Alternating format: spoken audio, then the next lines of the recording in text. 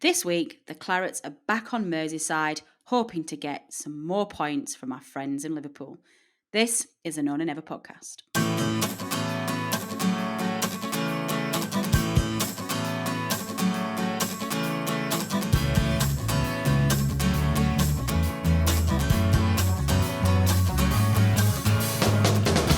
Hello and welcome to another edition of the Nona Never podcast. I'm your host, Natalie Bromley, and I have got my act together and I'm back in the fold. I've been skiving for a couple of weeks really, and I've been having to leave the podcast in the very capable hands of my colleagues Tom and Rich, both of whom are joining me this evening. Richard, Tom, you can get your hands off my hosting job. I'm back. Cheers, Natalie. You're welcome to it. You make it a lot easier than it actually is to say that. Yeah, it's just nice to enjoy a podcast without having to think too much about what the next question is. It is genuinely quite stressful. I always think that sometimes whenever we do podcasts for other fan sites and we sort of like guest on their shows, it's actually quite nice just to sit back and be asked the questions and not have to think and react. But you know, somebody's got to do it. We've got to produce something for our listeners. So, but all joking aside, thanks for stepping in the last 2 weeks. Thought you did a sterling job. I very much enjoyed the chats that you had with the various ups and downs of being a Claret. My God, this season's going to be the death of me. Rich, let's start with you, and I'm going to dive straight in there with the most important thing before we dissect that amazing win at Goodison. Table, still in 15th, but 7 points clear of the drop. I am calling this now. I think we are safe. Yeah, it's done and dusted, in my opinion. As I said on the podcast last week, even before the Everton game, I was confident in the team. I thought it was playing well enough. But it was a fantastic victory, and I think that win it just takes a little bit of pressure off, because if we didn't get a win in the next few games, we could have got drawn into it. But yeah, it was fantastic performance, both attacking wise, defensive wise, and I think we can start looking up a little bit, can't we? Are we 1 point behind? I think we're same points as Southampton, and we've got them next. I think we're 2 points behind Wolves. Yeah, we're not 2 points behind Leeds, considering they've got the best manager and the best team that's ever lived in football. We're not doing too bad. So yeah, hopefully we can start looking upwards with the remaining games of the season. Yeah, definitely. And I think I tweeted something like that. It's quite rare for me to start seeing the positive side of things, because I'm always, until it's mathematically impossible for us to go down, I'm usually absolutely cacking it and thinking that we're going to go down. But yeah, you're right. So at the moment we're on 33 points, same as Southampton, and actually we're on the same. Blimey, we're on the same goal difference as well. It's just they've scored a hell of a lot more goals than we have, surprisingly. Wolves are just 2 points above us. Now, Leeds are only 3 points above us, but they have got a game in hand. But yeah, they've not been playing that well. I think they've had three defeats in the last 5 games. So if you look at this, Tom, and I keep saying this to people, some of my colleagues at work, I'll turn around to them without talking about the table and say like, how do you think Southampton have done this season? Like, oh yeah, they've had a great season. And then you'll say, okay, well, how good a season do you think Burnley have? I said, oh, you've struggled this year. And then you say to them, we're on the same points with the same games. It's just, we've talked about this before. It's that perception, isn't it, that of certain teams and the way they're playing. But if we can, I think Rich is absolutely right. I think we need to be looking at up the table now, not down. Yeah, it's an interesting one. One that I hear quite a lot is, they say, oh, Burnley, they're down there every season and they keep their heads above water. If you look at 2 of the last 3 seasons, we've been in the top half. So it's not often that we are sort of down and struggling, you'd say, on recent seasons. So yeah, I think the perception of us is that we're always down there, we're always, there or thereabouts near the bottom. And you're right, really, the form that we've been in, we've not lost many games recently. We're picking up points. We've not won that many either, but the form that we're in, at the minute we can justifiably be looking up instead of down. I think we're better at picking up points than the teams that are down there, like Brighton, Fulham, Newcastle. And like you say, I don't think if you asked any of us like a few weeks ago, we're not even looking at Southampton, Wolves, Leeds, but we've put ourselves in that position where now we can go for that. And we all said, the last 4 games, difficult ones, let's just get through these, and then we've got winnable fixtures coming up. And we've put ourselves in a good position leading up to those winnable fixtures. And I think we've got Southampton, Wolves and Leeds all to play in the next few weeks. So if we can pick up some results against them, justifiably we can be looking up instead of down, definitely. I can almost hear Rich raging that me and Tom have started this podcast talking about our what's it called, our reputation in the press. Rich, you don't care about that, do you? You're just like, they can say what they want about us. We don't care. You know me, I get well wound up about it. Well wound up. No, I couldn't give a flying. So and so. I generally don't. I'll keep it. I'll keep it PG for the no nay never listeners. But no, I don't know. I'm just. It's never bothered me. If I'm being honest, I actually think in a way the negative press. Oh, don't get me. We don't get all negative press, But I think overall the negative press we've had over the years has actually helped us, because even all these years on of us being in the Premier League, people still underestimate us, and it's still a massive, massive shock to other teams when they lose to Little or Burnley. So yeah, it doesn't bother me personally. It is nice. I can't lie. I thought when Ancelotti praised Dyche, he praised Burnley, which was nice to hear. But I think it just shows somebody of his stature who actually knows football, knows we're not too bad of a team. So I wouldn't get too. This is probably why I don't get too disheartened by it, and just keep doing what we're doing. And it's I quite enjoy seeing other fans get salty. What I will say about Everton, though, is I didn't see. And I'm kind of quite involved with Everton, as I mentioned to Tom on the podcast last week. I didn't see many fans coming on, having a pop at Burnley, having a go at us. I think literally every single Everton fan I saw on Twitter was actually complimentary of us and said we deserve to win. And I think it shows a proper football club who actually know football inside out. I'll not mention other clubs, but I think that kind of is testament to them as a club. So, but yeah, it doesn't bother me, but it is nice to get praise, and yeah. Yeah, I think that's true. I did see a few articles. I think they did get a bit salty. That were a bit like, "Oh, it's pathetic." The football they're going to play. The hoofball they're going to play, and our inability to break down teams that just park the bus. And I'm like, hang on a minute. If there's one thing that you can't say about us is that we parked the bus on Saturday. Which brings me, I guess, quite nicely, Tom, on to where we start with that game at the weekend. We've been saying for it. Well, actually, no, we haven't been saying. I've been concerned about this, but everybody's been saying for ages that Burnley have got the ability to pull that result out, unexpected results out all the time. But for me, it was just more the performance. Like, they set off at 100 mile an hour, and so many articles that I've read have been saying that the football that we played was just not the football that you're used to seeing from Burnley. But it really was. It was like a massively entertaining game. I loved it. Yeah, the performance, probably the best performance of the season, I would say, for me. The football that we played was fantastic, sharp. The passing triangles and the one-touch passing, I don't think we've seen that all season. The McNeil and Goodison drifting in at just the right times. Westwood and Brownhill played a lot further up the pitch than you normally see them. We've seen it in some of the previous games, the high press working from a defensive point of view, like the Arsenal goal, obviously pressing high, but they seem to be pressing up high as well when we were in possession, and it really worked. I think it really caught Everton out. Obviously, they were expecting a long ball bombardment. It didn't work out like that at all. We absolutely played through their midfield. I think the fact that they were missing Decore and Rodriguez was a big kind of opportunity for us, and we really took it. Decore was a big miss for them. I think that Alan didn't get in the game at all. Passed it around them, played some really neat little triangles, really neat football. The press was fantastic. Every single one in the midfield had about as good a game as I've seen them have this season. Especially McNeil, thought he was fantastic. Oh, yeah. And yeah, it was just really, really good football to watch, especially the first half. Really entertaining. I thought 2-1 massively flattered Everton at half time and a deserved victory. And it's great not just to, like you say, to pull one of these wins out of the bag. And we've had some big wins this season. We had a bit of a smash and grab at Liverpool. There was a bit of a smash and grab at Arsenal, but that was a win. We didn't just get 3 points. We thoroughly earned 3 points, and we played one of the better teams in the league as well. So yeah, really, really good to see, and what a fantastic time to do it as well. Yeah, definitely. I mean, I did get a little bit worried, Rich, when their goal went in and it suddenly got put, especially before half time as well, because it just felt a bit deflating. Especially as we had so many chances to put the game to bed. I think Goodmunson and Vidra both had like golden chances, and it's one of those where you think if it had gone 3-0, it would have been just an absolutely amazing result.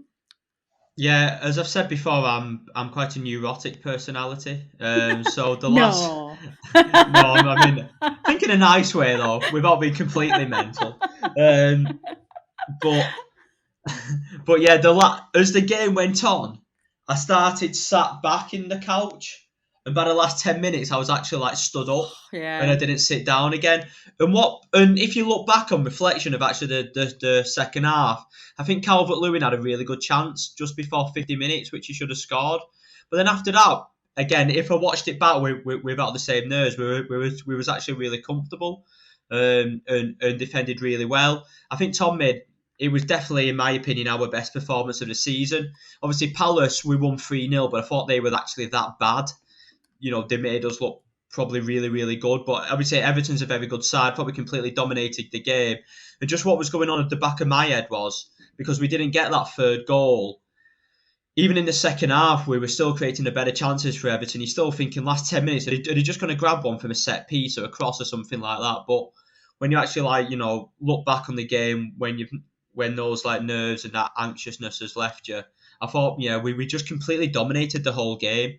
I thought if we won 4 or 5-1, nobody could have complained. It was an absolutely superb performance from from minute one to the last minute, with absolutely magnificent football in between. And I think that Dwight McNeil goal absolutely just put the cherry on the cake. And like I said, I've been back teaching this week. I think I've shown my students that goal about 7 or 8 times. This is your starter out of it. Analyse the technique of this goal. So it's just been an excuse for me to show it. So yeah, fully agree with what Tom was saying. Yeah, I mean, McNeil, I kind of feel sorry for Matty Lawton, to be honest, because I think up until Saturday, he'd absolutely bagged goal of the season for that Brazilian flair against, can't remember who it was against. Was it Palace? No, it was, I can't remember. Who was it? Yeah, it was Palace, wasn't it? Oh, yeah, Yeah, it was Palace. God, I'm getting old. My brain's disintegrating on a rapid basis.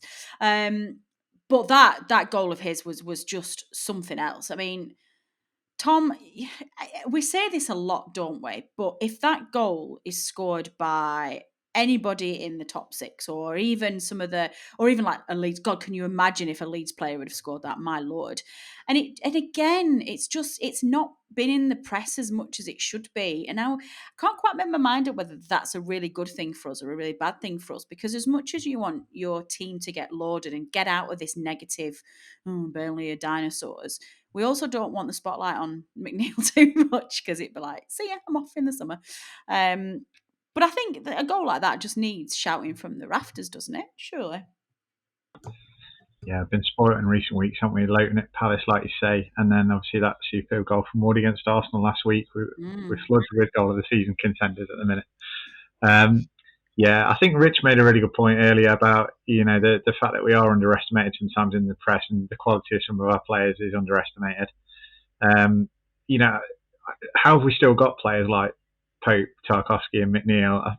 I think that does play into it quite a lot, is that we are seen as unfashionable. So if you're going to take the positives out of the fact that he's perhaps not talked about as much as a player like let's, for example, Hudson-Odoi. I've never seen Hudson-Odoi score a goal like that, but he's talked about a lot more for England and things like that. And if obviously he's playing for one of the top clubs, and that's perhaps why. But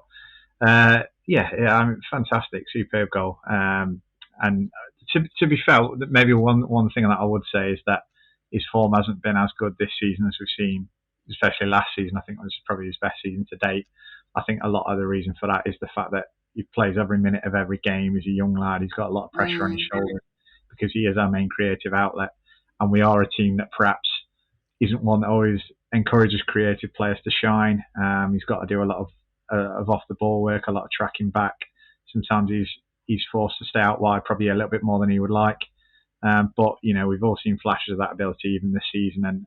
And as I said earlier, I think that was his best game this season. He was fantastic. And I think if he does keep playing like that, coupled with the fact that he's in the England under-21 squad now for the Euros, we are going to have people knocking on the door and putting big bids in for him sooner rather than later. And while we'd be sad to see him go, I think he's starting to show now that he really is capable of doing it week in, week out at a team that perhaps will give him a little bit more creative license.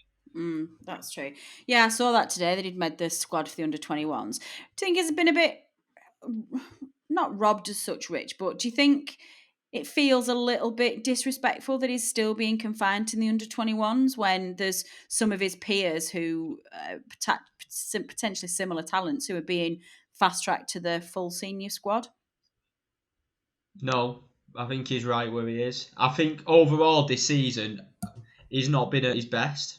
I don't listen, and I'm not. It's been very, very difficult for him. He's been played.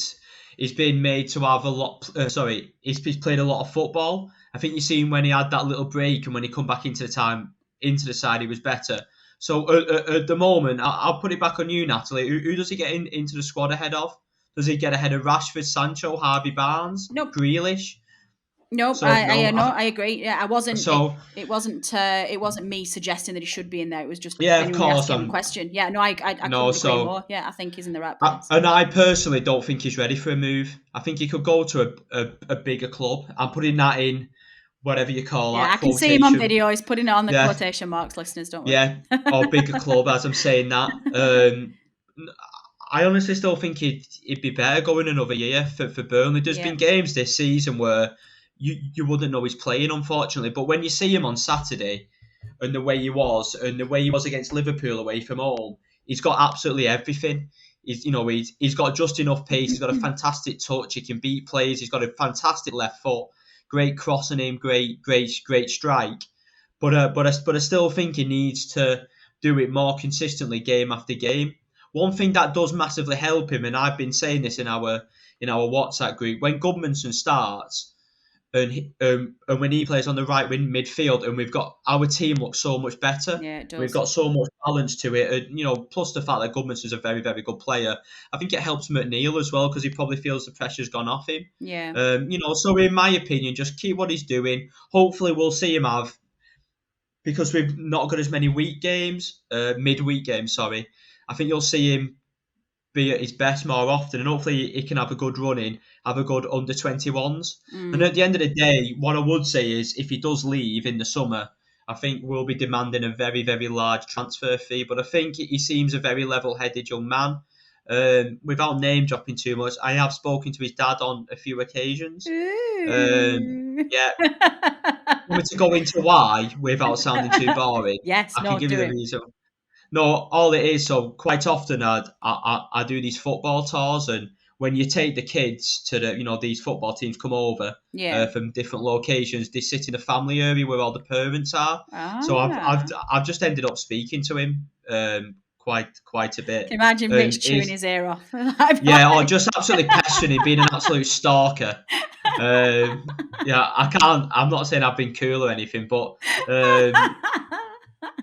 So shout out Mr. McNeil if you're listening. It's Richard from LLS Your Tours. But yeah, no, his dad has said that he absolutely loves it at Burnley. He really, he works well with the manager and everything, and they seem like a level-headed group of people, and I think it would do him another, good to at least have another year. That was a really long-winded answer. No, it was good. I liked it. It's good.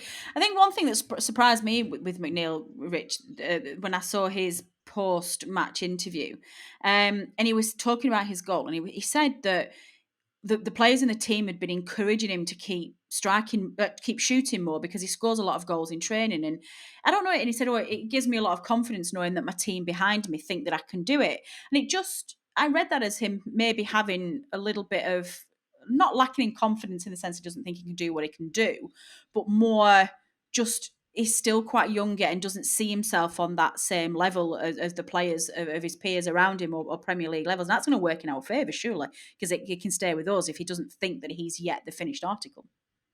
Yeah, I think it shows his mentality that he actually wants to keep working and keeps wanting to improve. I think he knows that he's at the very, very start of his career and he's got more to go, but he's got a fantastic left foot.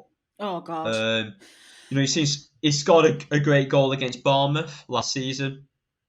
One of the last games before fans weren't allowed in the ground when we won 3-0, and he was superb that game. He scored a good goal. I think it was actually on this day 2 years ago because it come up on my Facebook against Leicester when we lost 2-1. The ball was cut back to him and he scored a great finish. Again, this is how sad I am that I remember stuff that's gone on 2 years ago. Whatever you need, Rich, whatever you need. But yeah, I think he can definitely, I think I was listening to Match of the Day and I thought Alan Shearer was actually very, very complimentary of Burnley. He was very complimentary of the way we played, of the way McNeil played. But he was right, though. Somebody of his talent, I think, could score more goals. But again, like Tom said, it all comes. Sometimes it comes down to the team that you're in. How sometimes half of the time he probably does more work running back, which isn't his forte. So yeah, hopefully for the running for the season, if he can, hopefully that game's give him a real confidence boost, and we can see the best of McNeil for the remaining games, because we are a miles better team when he's on top form. Yeah, I hope they all get some rest, actually, to be honest, because by the time this 3-week break's finished that we've got now coming up, we've got a really jam-packed. I think the last 10 games and 9 games are just like really back to back.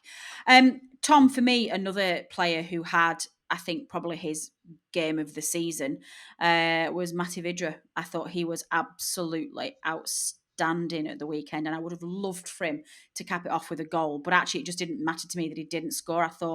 I just thought he was. I think actually he probably slightly. I think if he'd have stayed on the pitch, I think he probably would have been in contention for man of the match over McNeil. Yeah, probably just the one thing that we are missing from him at the minute is goals. I'm thinking of the one in the second half. He cut inside the defender superbly, did everything right, done the hard bit, and then his finishes straight down the keeper's throat. It was a bit of a disappointment. He took the one goal he has scored this season against Leicester. He took that superbly well, so we know he's got it in him. But I think that's the only thing sort of holding him back at the minute. He probably needs a bit of a runner scoring 3 or 4, because we've never really seen that from him. But No, you're right, in true. terms of his all-round play, I think he does make a big difference, because he's got something that the other centre forwards don't have, which is a bit more mobility. He can play on the shoulder. He can turn a bit quicker. He's obviously got that kind of low centre of gravity. He's got a bit more pace. And I think one thing I would say about him as well, I think he's really underrated back to goal. For a fella of his height, when he gets these balls, sometimes obviously we are still playing the long pass out of defence. And when he does get them, he'll challenge the header. He wins a lot more than you'd expect him to.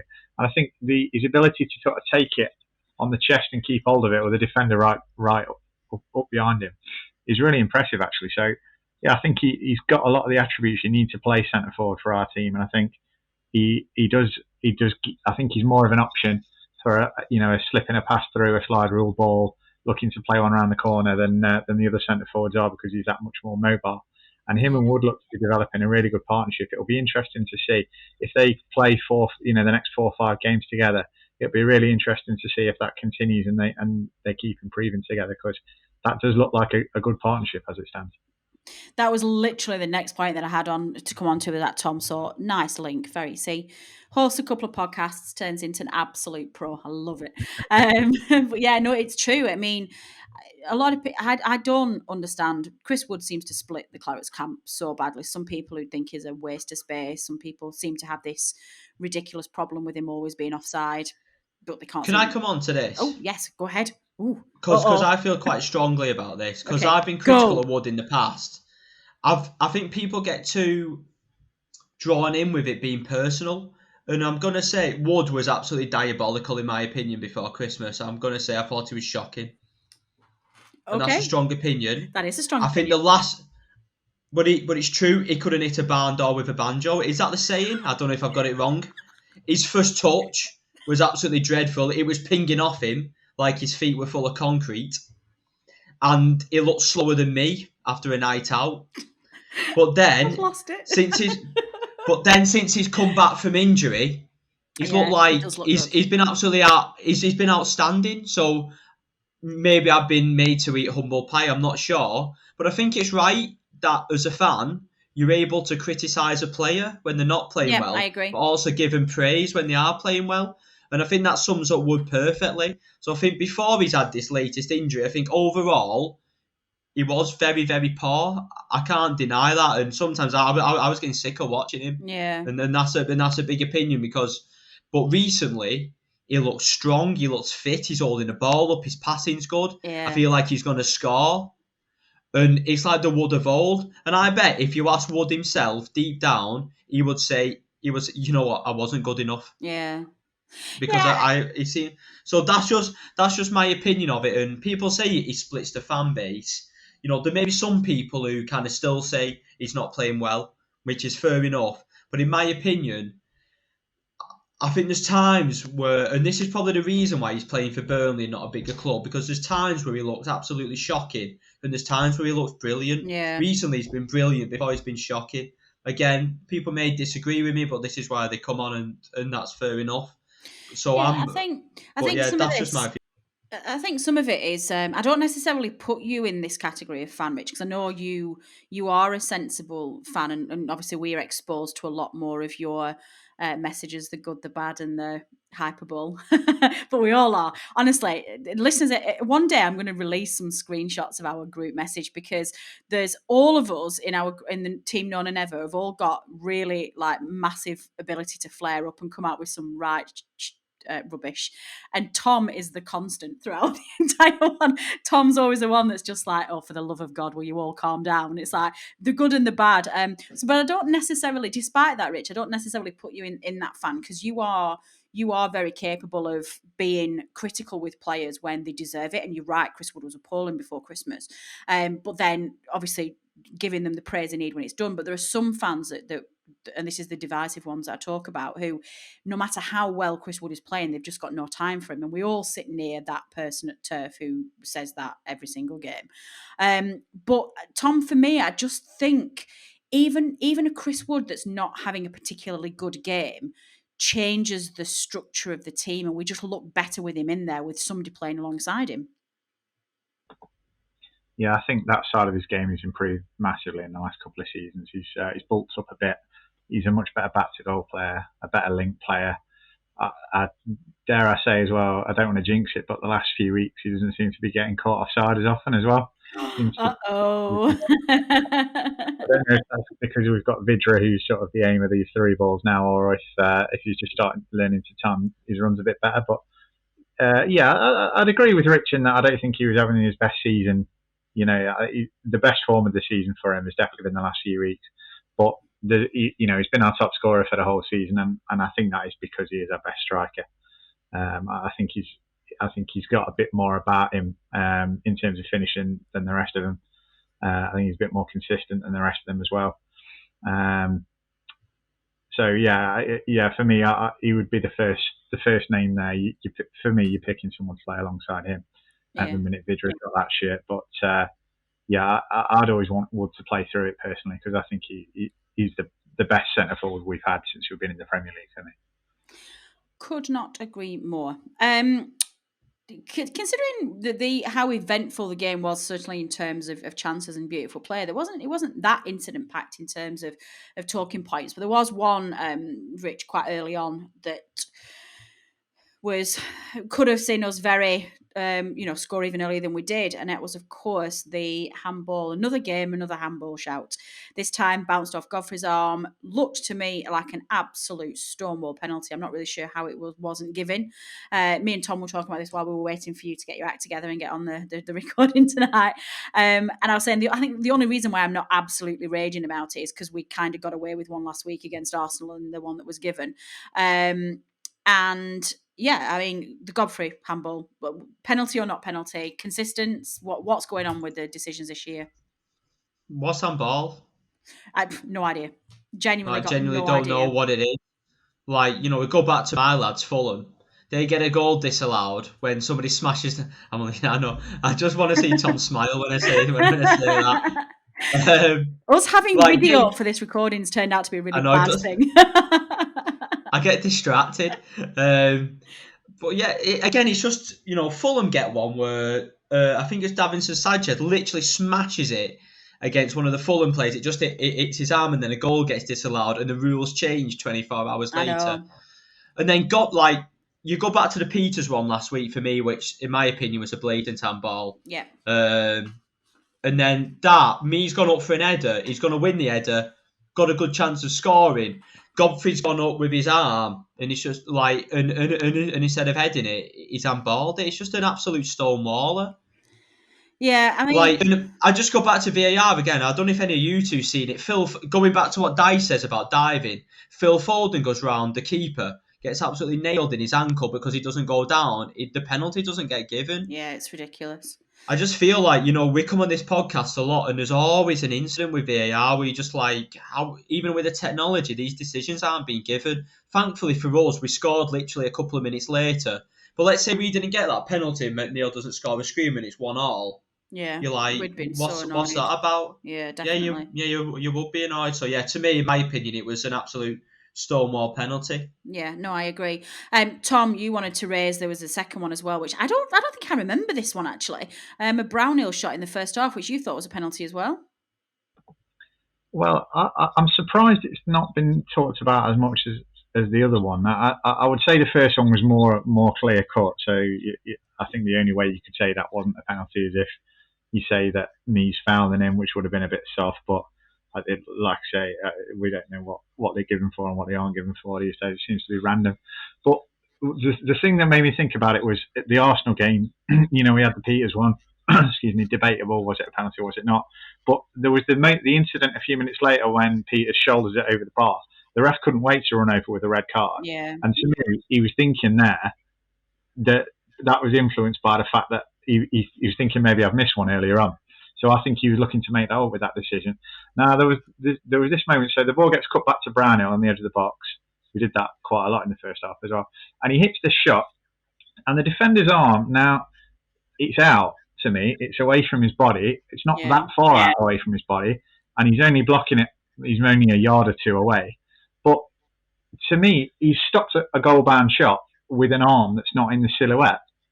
Yeah. Now, I wasn't surprised because the ref was John Moss and he doesn't have a clue what he's doing. But if I would have thought that that it might have been a similar mindset for the referee in that he's thinking, well, I might have missed one earlier. I'll give this one and I'll see if VAR overturn it if it's clear and obviously wrong.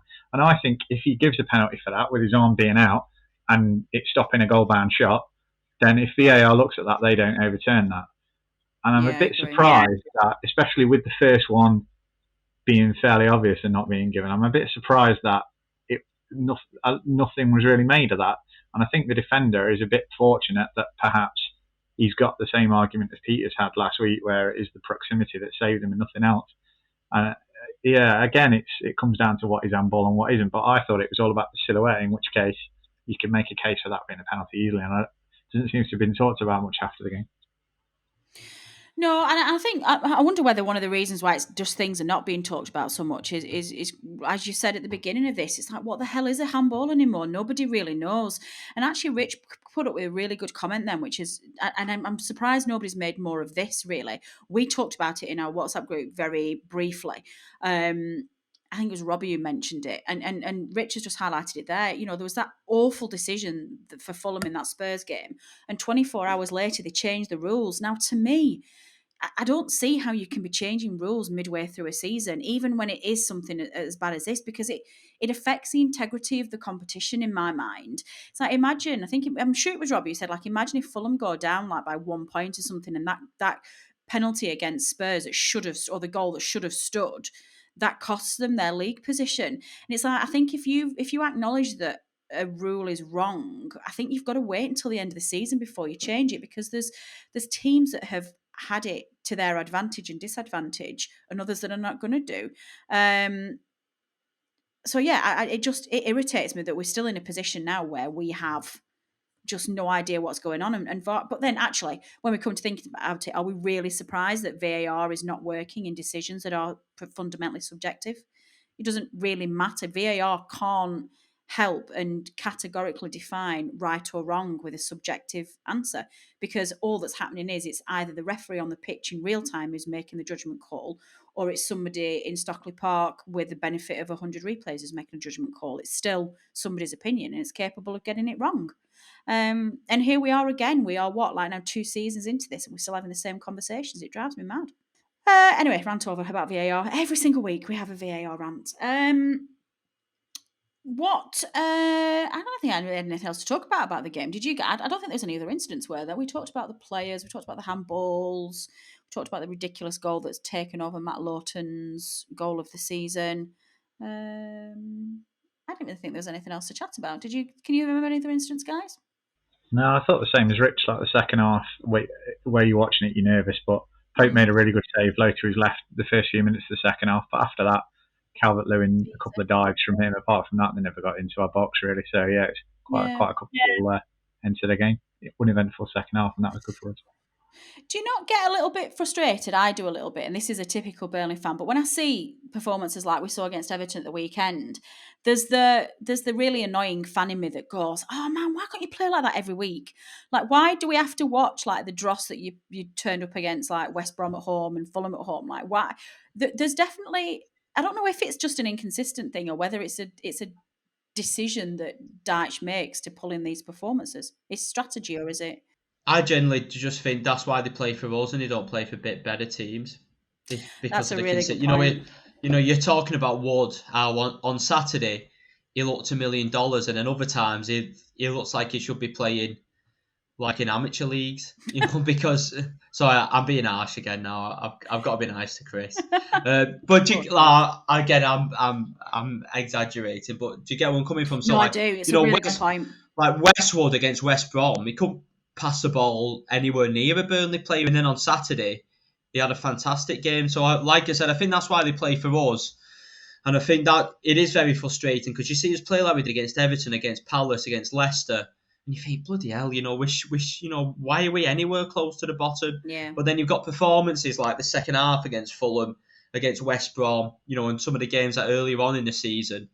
And what I would say about this season is, I genuinely think next season we still need players, but if this was a normal season where there's not as many games midweek, we would be higher than what we are. Yeah. I think, this Everton game where we've had a week off and we put in a brilliant performance, I think does make a massive difference, and especially when you've got a small squad. But yeah, I think it just comes down to, I think Dyche, I generally do think, do you think Dyche wanted us to play like that against West Brom second half? No, of course not. No, like, do you think he's telling Matt, look, Westwood to pass the ball into touch near enough every time he gets it? So, again, I think that's just a player's trim in it, Tom. I think that's just, you've just got to sometimes grit your teeth and bear it, and try not do what I did in that West Brom game and throw my phone against the wall and crack the back of it. Oh yeah, don't do that. That's life, innit? Don't do that. That's life being a Burnley fan. Can you see that? Oh my God. That's from that West Brom game, that when Westwood passed it out to players. So cheers, Ashley. You owe me a new phone, pal. West Brom, you've got enough money. My phone. That's wow. That is some damage to your phone as well. Is that, Rich? That's honestly, that is such a good point. It's like you say, you get these players and not just the players, Dyche as well. If you get these players who can put in those consistent performances every single week, and then you have Dyche, a manager who's a tactical genius and gets it all right all the time. These players are worth 40, 50 million quid, and Dyche is going into Champions League players, and we don't play for us anymore. Tom, what's your view on this? Yeah, I think one thing you've got to think about as well is, the start of the season, we were consistent. We were consistently rubbish every game. We were getting beat, and we were getting beat. So if you'd have said to someone after 6 or 7 games, do you know what, we'll chuck 1 in 3 good performances in between now and the end of the season, and we'll get enough points to stop up, you'd have been happy with that. So, I think I'd sooner that we had the potential to get these performances out of the players and have to maybe have a bit of luck and you need 7 or 8 of them to click to have a really good day, than to have a squad like West Brom or Sheffield United where they don't have the potential to pull these performances out. So yeah, like Rich says, we are where we are for a reason, but at least we have got the ability to do it, even if it is inconsistently. I see. Well said, boys. This is why I have you on the podcast. You both talk common sense. Tom, 3 weeks off now, which is painful in terms of missing football. Maybe a nice welcome break in terms of trying to get back re-engaged with the game, and we get closer and closer to getting fans back in the stadium. But from Burnley's perspective, is it a good thing or a not so good thing to have this 3-week break? In that, on one sense, it gives our injury-riddled players, a chance to get a break. But on the flip side, we are going into this break on quite a good run of form with some really good results behind us, and we're going to lose out on that momentum. Yeah, it's tricky because it's you just had that feeling of getting the 7-point gap as well. I think sometimes it can feel better when you do that just before an international break, because now we've got 3 weeks, like you say, to look at the table and look at that cushion. So it's quite a nice feeling to have done it. I think we've picked up that big 3 points at the right time. I think first and foremost this season, the rest is going to be more important than the form. So, as you say, we have put a good little run together. We have picked up a few results, but having said that, I think we have only won one of the last 5 or 6, whatever it is. So, while it's not been bad form, it's not exactly been scintillating, unstoppable form either. So, I think the way we're going to improve the form and the way we're going to get consistency is by picking a consistent team, because we know we haven't got the deepest squad. The first 11's good, but if you're missing 3 or 4 players from it, it does take a big toll. So I think the most important thing for us is get some of the injured players back, make sure everyone's fighting fit, make sure we're not going to keep picking up little niggly injuries like the wingers, for example, have been doing. And if we can put the same 11 out for the next 5, 6 games, if we can get a bit more rest into their legs, then that's going to give us the best chance of getting momentum and putting a run together. So yeah, for me, the break's a good thing. And even though it is weird that we've been playing like Saturday, Tuesday for weeks, and then all of a sudden we're not playing for 3 weeks. I don't know how they've worked that out, but it's probably come at a decent time for us as well, I'd say, overall. Yeah, I think I'm probably more in camp good thing than a bad thing. Like you say, I think if we only had a couple of points between us and 17th, you might be more inclined to want to keep momentum going. Who's going then? Who's dropping out the division, Rich? I think West Brom and Sheffield United are goners, but who I think it's feels like it's between Fulham and Newcastle at the moment, maybe. Oh, why do you ask us this question? It's just a constant discussion. Listen, I've said Fulham would stay up ages ago. I think people's writing Fulham off just because they lost to Man City, which everybody does. No, I'm backing them. I still think Fulham will stay up, and basically, if Fulham stay up, I come out with loads of credit. If they go down, I come out with 0 credit, and I look like an idiot. So I'm firmly sitting on. I'm on that side of the fence. I'm actually, I think, for the first time, going to start supporting Fulham because I think we're safe.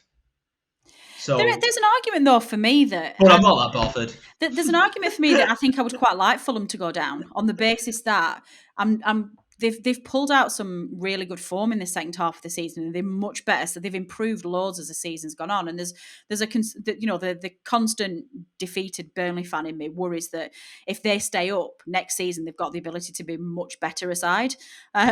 Whereas if that's true, and I suppose you can always say that, but obviously it depends on our summer recruitment, doesn't it? And exactly and what happens, but. At the end of the day, I think, say if Newcastle go down, you could argue the other flip of the coin by saying, well, they could get a new manager in, and them being a bigger club and the potential to grow and everything, they'd have more chance to stay up. Yeah, it's a tough one. I just think they look, but at this moment in time with the injuries they've got, I think they look really poor. Yeah, I think they was lucky to get that point against Villa the other night, even though that was a terrible game. Oh, that was awful. But yeah, I just checked. So sorry, you think it's going to be Newcastle instead of Fulham? Yeah, not Brighton. Yeah, I think that win for Brighton was massive, and I've always thought Brighton had a little bit too much. I think I always felt they'd just get enough points, and I just watched Fulham. I think defense. I know they conceded a few goals. I do think defensively they're decent. I've said before I really like that Anderson, and I actually like the way they play, and I think. There's still quite a lot of games left. I still think they'll overcome Newcastle. Yeah. And listen, I think what I will say is, I think it's going to go down to that last game of the season, Fulham versus Newcastle. Can you imagine? Which would be exciting. That'd be exciting. But Tom, we were talking about this in our group chat before. If that does happen, surely they absolutely have to suspend this idea that the last game of the season, whoever's at home, they get to see one game. You cannot have Fulham against West Brom with relegation to whoever doesn't win that game or whatever it is, and there'd be fans in that stadium only for one of those clubs. Surely they have to stop that. Yeah, I can imagine the Newcastle players wilting under the pressure of 10,000 vociferous Fulham fans. All right. Screaming through that might be a good point, but the point still stands. I think forward if it was the other way around, to be fair. Yeah, I think Newcastle slightly better home support than Fulham. But yes, I do take your point.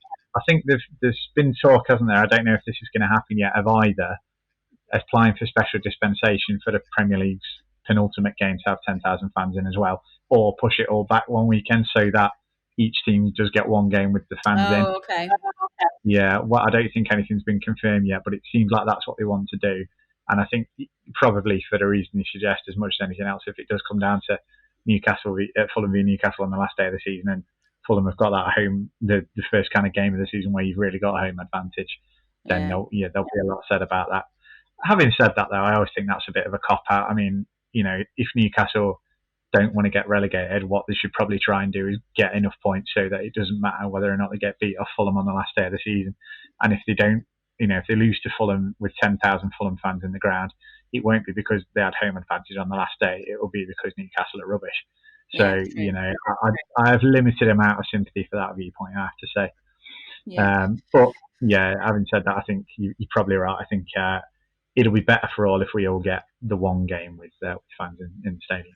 Oh, yeah, definitely. Quick word from you then, Tom, before we go. You're still very much in camp. Fulham are going to go down and Brighton and Newcastle will survive. You seen anything recently that might get Rich to sway your opinion? I do. They have improved a lot, Fulham, and there was a lot of talk about them improving in between November and January when they didn't win a game, and I thought, well, I'm not really having that. But what they have done, they've actually turned decent performances into 1-2 wins. Yeah. Which that's what the major thing they were lacking. And Brighton and Newcastle have been guilty of, well, Newcastle haven't been guilty of decent performances, but Brighton have been guilty of decent performances and not turning them into wins. What I think sets Newcastle apart from them two a little bit is that they're good at just picking up these little gritty 1-0 wins that you don't expect them to get, similar to what we can. I think they've got players who are more, I think Wilson's a better striker than anything that Fulham or Brighton have got. I think Sam Maximum is a better winger than anything that those teams have got. So I think they're injured, aren't they, for a while? Yeah, they are. That's but they're still grinding. That's what's swaying me. Yeah, it's a good point. But they're still grinding out results. Like you said against Villa, they were rubbish. They go 1-0 down really late on, and yet they still nick a point. I do think it'll be tight, and I think I saw Fulham being dead and buried a lot, sort of a few weeks before the end of the season, and I think now that they have managed to pick up a few wins, I think they'll have more of a chance. But at this moment in time, I'm still leaning towards Fulham. I think they need to put probably at least 4 wins on the board between now and the end of the season, and I'm not convinced they're capable of doing that in the same way that Newcastle. I agree. Excellent. Well, I think. Can I ask a question? Yes. Sorry, just one question. Going back to the argument about whether fans are going to be allowed back and whether they're going to push that penultimate game back, which I think we play Liverpool in that penultimate game, and I'll ask both of you two. Would you, even if they say this, I think you allow, I don't think we'd be allowed 10,000 or Fulham would be, because it's something like a quarter of the capacity. Oh, but anyway, okay. I might be wrong. So I think they've said 10,000 at certain games if they've got the capacity for it. So would you two rather go to a quarter full Turf Moor with a game to go, or would you rather just wait till next season when it's packed out, full house, proper atmosphere? Oh my God, what a question. Do you know what? When you were asking the question and I was thinking in my head I was going, well, obviously a quarter packed Turf Moor is better than nothing. But then as soon as you said the words, a jam-packed turf next season in that atmosphere, I feel like I'm leaning more towards waiting till next season, just because that first time that we're all together again, and the first time we score at Turf and all of the home fans go crazy, and I've got my dad next to me and all the people who I sit around, my family, my football family who I've been season tickets with for years, and we're all back up hugging and dancing and scoring a goal. You can't replicate that feeling in any other part of your life. And I'm tempted. Do you know what? I think this is a proper lawyer answer, is this? But if I could guarantee that I would get that feeling at Turf Moor even after going to a much smaller ground, much smaller filled ground, now, then yes, I would say, well, I'll go to that one. But if it's just not going to be the same the second time around because I've already broken lockdown, then I will wait. I think for me, it won't be the same going to the quarter-filled Turf for a sort of pandemic game. But I'd quite like to be able to say I've done that as well. I went to quite a few non-league games in the summer when it was allowed. I did a few away days, or as close to an away day as you can get watching my local team. But I'd quite like to have the experience of having been to like one of these pandemic games and sort of seeing what it's like just for the novelty and the story. But it certainly won't be the same, that's for sure. And even if we do get one game and there's a few people in, it's not really going to feel like it's back. I don't think until next season when everyone's in. No. So where did that question come from, Rich? Where do you sit on this debate? I was just having a chat with my mate because obviously with the news that Wigan have been taken over yesterday, obviously as you know, me being from Wigan, it's just want to say it's fantastic news for the club and the fans. I'm genuinely glad. And more importantly, I'm glad I can go back to wanting them to get battered every week again now, which is good. So we were just talking about obviously how special it will be to go to that first game again, and especially with what's going on at Wigan. I'm in the camp as I'd just rather wait till next season. I'd honestly think I think I'm the same. I don't think if it obviously with loyalty points. Given what George was saying and everything like let's that, not open that can of worms. Let's say I got the opportunity to go on that Liverpool game. I don't think I could turn it down. Yeah, because I don't think I could. But at the same time, I would just rather wait. In my opinion, I think it would feel so special going to that first game of next season in August and doing it properly. For me personally, I never go to any friendly games because I'd rather just leave it so it feels more special for that first game of the season. Well, that's quite sad. No, it's good. I like it. That's why we like it. Which is a common theme of this podcast, isn't it? Of me being sad. It's all right, Rich. We still love you. That's it. No, I just thought that was just a really interesting point. Yeah, no, it is. I like it. I think, Matt. I would say, I think if that, sorry, just one more. I think if that Liverpool game really does mean something, and we needed to pick up a result to guarantee us to stay up, I would rather us have fans. But I think the way it's going, I generally think we'll be safe by then. Yeah, we will be. We're safe now. So, I think the only thing that's probably swaying me to going, if we get the opportunity to go to a pandemic game, is and this is on the strict condition that my dad's with me as well, because going to the football with my dad my entire life since I was a 9-year-old girl, and I've seen, because I don't live in the same town as my dad and he lives 50 miles away. For the vast majority of the past, I've seen him 3 times in the last 12 months because of lockdown, and the one thing I've missed massively is football with my dad on a Saturday afternoon. So I think if both me and my dad get the opportunity to go to Liverpool at home in a half-filled stadium and just have that Saturday afternoon experience of a football game, I think I'd find that hard to turn down. I think I would just want to spend that time with him. So I think that's probably the only way. Other than that, I'm probably with you, Rich. I'd probably wait till next season. But that is a good talking point. Listeners, why don't you let us know what your views are? We'd be quite interested to open that debate on Twitter, please. Pose that same question that Rich just asked and let us know which option you would choose. You can tweet us no, you can't. You can tweet us at No Nay Never. You can email us at podcast@nonever.net. And that is definitely all we have time for this week. We have filled a podcast with all wonderful things Merseyside, and we are celebrating the Clarets more than likely spending another season next year in the Premier League, and all hail that.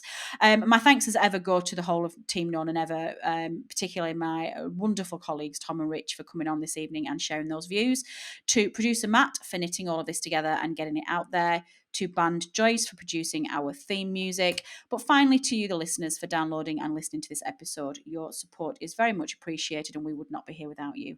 We will be back in 3 weeks, where we will have a special preview show that Dave and I will be on, probably the Friday night before the weekend game, and the rest of the panel will be back for the analysis show in 3 weeks' time. In the meantime, keep your eyes peeled to a very special podcast where Statman Dave, the headliner of the preview show, is going to be doing his first ever interview. He is stepping into the host chair and he will be interviewing ex-Burnley player Paul Weller for an international break special. So keep your eyes peeled for that.